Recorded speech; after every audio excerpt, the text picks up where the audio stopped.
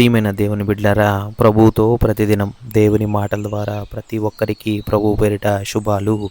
ప్రియమైన దేవుని బిడ్డలారా, పరిశుద్ధ లేఖన భాగం నుంచి రోమియోలు 8వ అధ్యాయం 2వ వచనం.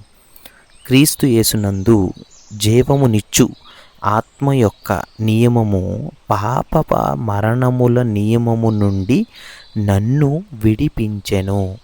ఎట్లనగా ధర్మశాస్త్రము దేనిని చేయజాలకపోయెనో దానిని దేవుడు చేసెను.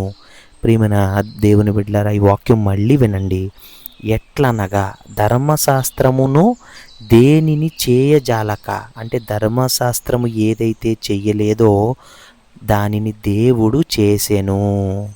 ప్రియమైన దేవుని బిడ్డలారా, ఇందులో మనం రెండు విషయాలు బాగా అర్థం చేసుకోవాలి. ఒకటి పాప మరియు మరణ ధర్మశాస్త్రం గురించి, రెండోది జీవమిచ్చు ఆత్మ ధర్మశాస్త్రం గురించి.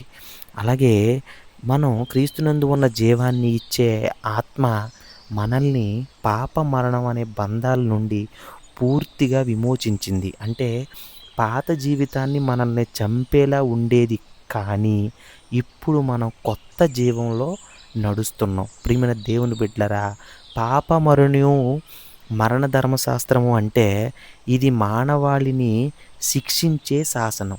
మన పాపమయ జీవితం తీరని తప్పులు మానవుల మరణానికి ఇవి వచ్చేసాయి.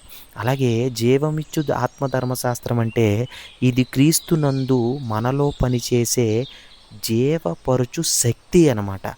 ఇది మనల్ని శుద్ధపరిచి స్వేచ్ఛనిస్తుంది. ప్రియమైన దేవుని బిడ్డలారా, పాపం మనల్ని శిక్షించే శక్తిగా ఉన్నప్పుడు ఆత్మ ఏం చేస్తుందంటే మనల్ని ప్రాణాలు ఇచ్చే శక్తిగా మారింది. పాపానికి మనం బానిసలమైతే క్రీస్తులో ఇప్పుడు మనం వాటికి విముక్తులం అయ్యాం. ఇది కేవలం ఒక్క రోజులో జరిగింది కాదు, ఇది ఒక హృదయాంతరంగ మార్పు. ప్రియమైన దేవుని బిడ్డలారా, ఈ మాట ప్రభు పేరిట ప్రతి ఒక్కరిని కూడా, ప్రతి ఒక్క కుటుంబాన్ని కూడా దీవించి ఆయన ఆత్మని ప్రతి హృదయంలో ఆయన సత్యాన్ని వెరిగేలాగా ప్రతి ఒక్కరు దీవించి ఆశీర్వదింపబడేలాగా ఆయన మీ ద్వారా మీ కుటుంబాలకి సమాధానము కలుగుజేయునుగాక. ఆమేన్.